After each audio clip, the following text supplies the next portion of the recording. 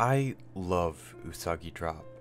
The show's ever on my mind well after that first watch, still occupying my thoughts even after expressing many of my feelings towards the show in a video on the series I put out a year ago. I love the characters, I love the themes, I love the visuals, and equally so, I love the music, which is why we're here today.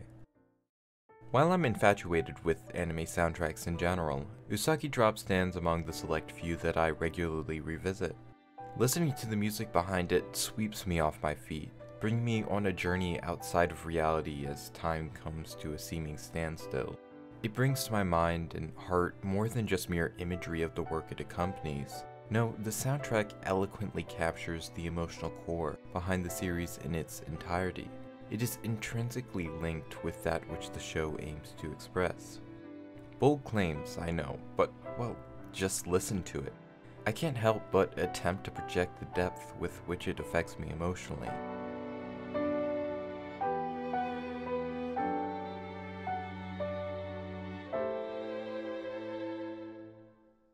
The score is clearly apparent in its simplicity, though that initial impression often belies a subtle complexity. Be it simple or surprisingly intricate, however, there is still a definite sense of intentionality to it all. Complex compositions certainly impress, however, simplistic ones present a very exposed artistic expression. There's no room to hide. It's why the works of Bach and Mozart, despite being beginner's pieces for many, are considered among the most difficult to master. In a similar vein to poetry, the power lies in just how much you can say with so little, the great weight that every melodic and harmonic movement now carries.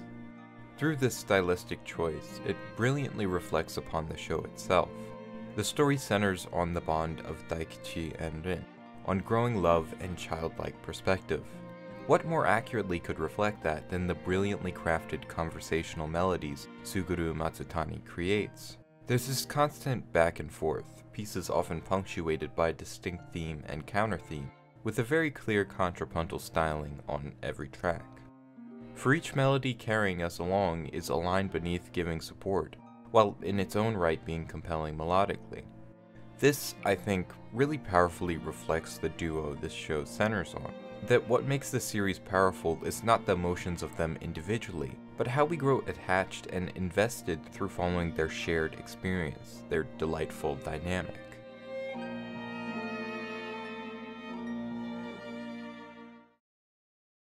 The instrumentation aids in the effect of each piece, with a notable focus on the ever-affecting piano, and the warmth found in an intimate string section. And thank God, someone who appreciates just how great pizzicato strings can be. Percussive, but with an inviting, playful roundness to their sound. Of course, I can't forget the delightful array of wind instruments, particularly of the woodwind family. The notable lack of brass removes any indication of bombast in favor of a gentler, closer perspective. Often Matsutani plays with ebbing instruments in and out. While generally there are two distinct lines present, he utilizes his full range to broaden the palette with which he paints, passing the theme and counterpoint through different arrangements of ensemble, while additional sparse lines here and there broaden the auditory scope.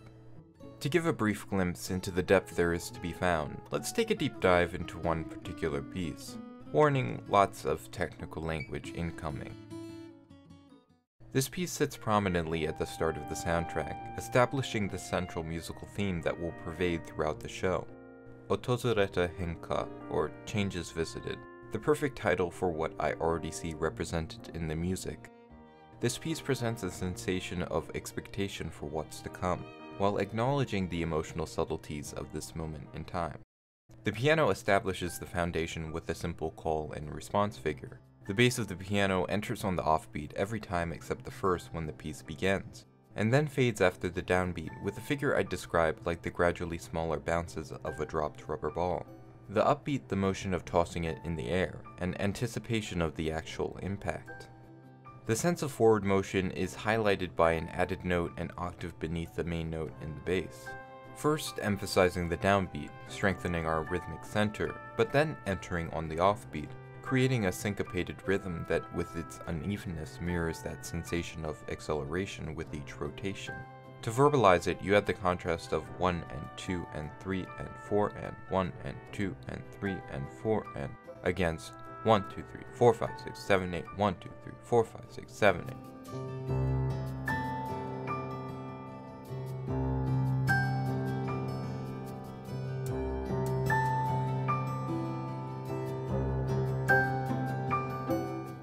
In response to this is the higher register of the piano, playing on the downbeat of beats 2 and 3, and with the figure of low-high naturally giving accent to the higher note because of how we perceive sound. We see it accents the third beat, giving that sense of response considering the bass gave accent to the first beat, and being logical considering the first and third beats are the strong beats within a 4-beat measure.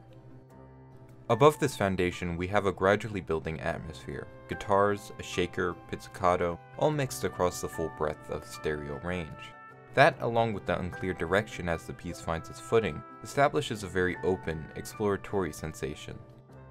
Finally, we are introduced to our first clear melodic line with the oboe, while flute plays a contrapuntal line alongside it.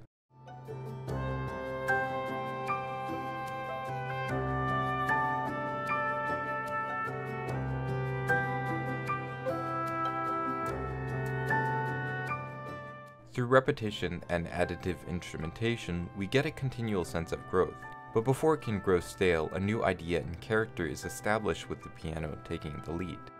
The sense of something new is aided by a change in key. However, it is not a shocking or drastic change, as it goes from C major to the neighboring key of G major, only one accidental away. Here, our hopeful excitement is tempered with a melody that acknowledges the more melancholic moments within the show. The piece's first introduction comes when Daikichi will soon meet Jin for the first time. However, this is as a result of him traveling to visit home for his grandfather's funeral, certainly not a particularly joyous occasion. And contextually within the show as a whole, this piece and musical theme often reflects the more bittersweet context to Jin's circumstances. Though the piece is major, generally associated with being more happy, it utilizes minor tonalities frequently.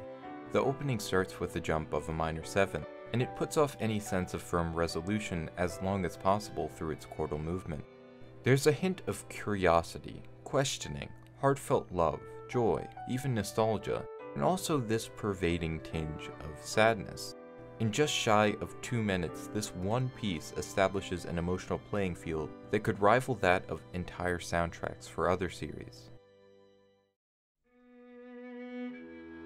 I couldn't possibly imagine a better companion to Usagi Drop than the soundtrack we have. Masutani's skill at creating a compelling melody is remarkable, and on that groundwork he builds a powerful scene, rotating everything through a variety of instruments, letting everyone get their time to shine as we see the different interpretations of the initial theme, with fresh life brought in by alternating tempo and character in middle sections. The woody sound to it, through its plentiful utilization of strings, woodwinds, and xylophone, possesses a homeliness that instills in me a deep sense of comfort, absolutely perfect for the emotional yet sweetly therapeutic experience the show presents. A central theme and compositional style unifies the soundtrack even with its changes in character. Every piece feels like an extension from the other, an extension of the show itself. The music is happy, it's sad, it's bouncy and bubbly and slow and sweeping. With every piece, there's a deeper emotional nuance to be found, informed by the series and soundtrack as a whole. It's all too heartfelt, and through it all captures the essence of this vignette of human experience.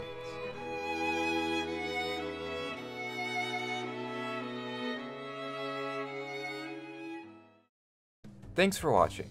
If you enjoyed the video, consider supporting me on Patreon. I'd like to keep the steady stream of content going, but as a full-time college student, it'll be rough if I end up having to get a part-time job, which is looming overhead sooner or later. A very special thank you goes to my patron talent. This video is, in a way, an extension of my previous video on Usagi Drop, so if you haven't seen that one, I'd strongly recommend checking it out. Before I go, I want to mention my second channel, Chorus Contemplations. You can find an abundance of more unstructured, personal reflections there, as well as a series going through my impressions on seasonal shows as I give everything a try. I'll catch ya in the next one.